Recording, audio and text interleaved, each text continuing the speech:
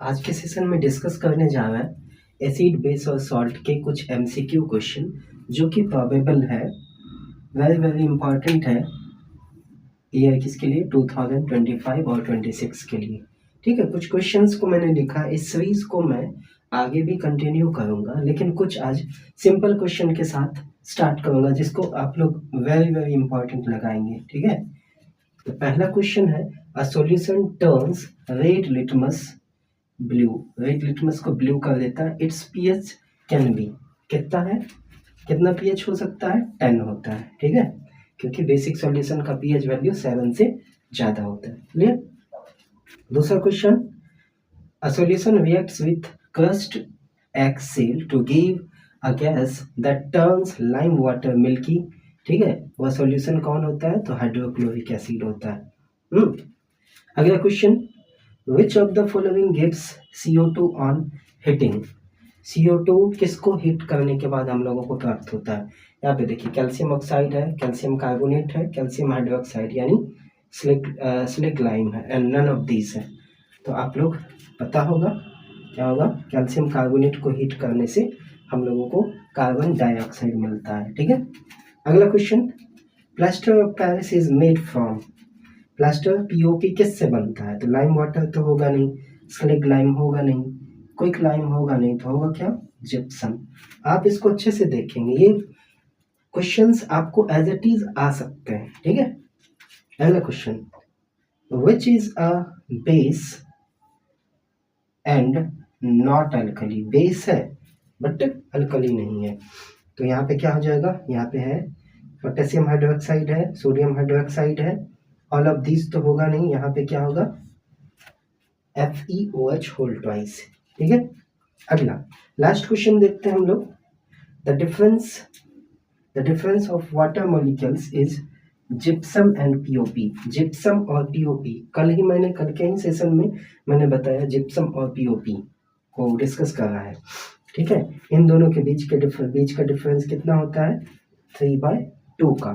ठीक है, तो आप लोग इस क्वेश्चंस को देखेंगे। आज ये वेरी वेरी इंपॉर्टेंट क्वेश्चन है एसिड बेस सॉल्ट चैप्टर का 2025 और 26 के लिए।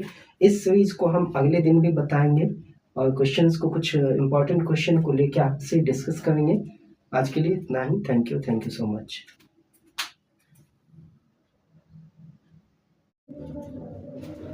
नमस्कार दोस्तों, आज फिर हम लोग एसिड बेस सॉल्ट को देखने जा रहे हैं। इसमें कुछ MCQs क्वेश्चन जो कि CBSE कैरिकुलम के हिसाब से 2025 या 26 में आ सकते हैं। मोस्ट प्रोबेबल क्वेश्चन है जिसको हम लोग डिस्कस करने जा रहे हैं। कुछ क्वेश्चंस है, 5 से 7 क्वेश्चंस है, डेली हम लोग शॉर्ट वीडियो के माध्यम से देख रहे हैं ताकि आपके एग्जाम में हेल्पफुल हो सके। पहला क्वेश्चन है, when a drop of a known solution that is X is placed on a strip of pH paper, यदि pH पेपर पे X एक सॉल्यूशन रखा जाता है, a deep blue color is produced, the solution should be। कहने का मतलब है X कोई सॉल्यूशन है, जब स्ट्रिप पे रखा जाता है pH स्ट्रिप पे, तो कलर क्या हो जाएगा, ब्लू कलर हो जाएगा। तो वह सॉल्यूशन कौन सा हो सकता है, रेड से ब्लू। रेड से ब्लू कौन करता है सबसे पहले, तो कोई बेस ही करेगा। इसमें बेस कौन सा, बस एक ही है, NaOH। राइट आंसर क्या हो जाएगा, सोडियम हाइड्रोक्साइड। ठीक है, ये क्वेश्चन आपको आ सकता है, एज इट इज आ सकता है। अगला क्वेश्चन है, CuO कॉपर ऑक्साइड है, X एक सब्सटेंस है ना, रिएक्शन करने के बाद कॉपर सल्फेट और वाटर रिलीज कर रहा है, तो बताना है कि X कौन सा सब्सटेंस है या X कौन सा कंपाउंड होगा। सीधी सी बात यहाँ पे दिख रहा है आपको।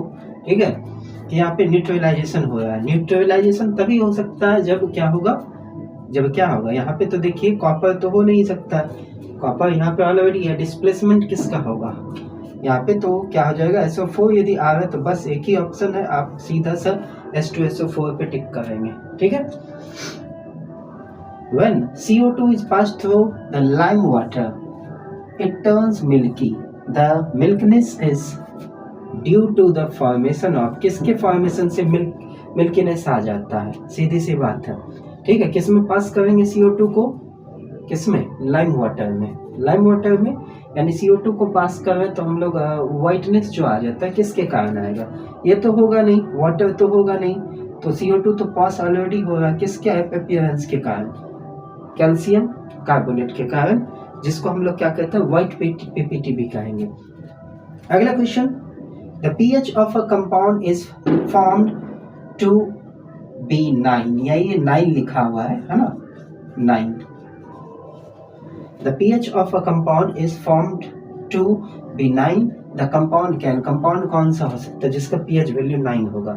सीधी सी बात है, ये तो एसिड हो जाएगा, ये एलिमिनेट करेंगे, सीधी सी बात है, सबसे पहले एलिमिनेशन करेंगे, ये दोनों एसिड हो गया, बचा दोनों बेस है, बेस का वैल्यू 7 से ज़्यादा होता है, NaOH एंड Na2CO3 बचा हुआ है। NaOH ये हाई लेवल का बेस है, कहने का मतलब है लगभग इसका 14 आ जाएगा, अप्रॉक्स 14 इसका pH वैल्यू है। बचा कौन? Na2CO3 is the right answer. Clear? 11 से लेके 12 के बीच का होता है इसका। Alkali is a base that is, alkali is a base that is, क्या होता है अल्कली? जो कि किस में सॉल्युबल होगा? किसमें? सॉल्युबल इन H2O, है ना, क्लास में मैंने बताया है। The chemical formula of rock salt, rock salt का केमिकल फार्मूला क्या होगा? सोडियम कार्बोनेट, ठीक है। Which gas is evolved in the reaction of zinc metal in NaOH? Zinc react करके क्या NaOH के साथ कौन सा गैस रिलीज करेगा? तो हाइड्रोजन गैस रिलीज करेगा। दोस्तों आप लोग इस क्वेश्चन को एज इट इज लिखिए और अच्छे से इसको याद कर लीजिए, जैसे भी हो सके तो कोई भी प्रॉब्लम हो तो आप कमेंट सेक्शन में जरूर बताइएगा। Thank you.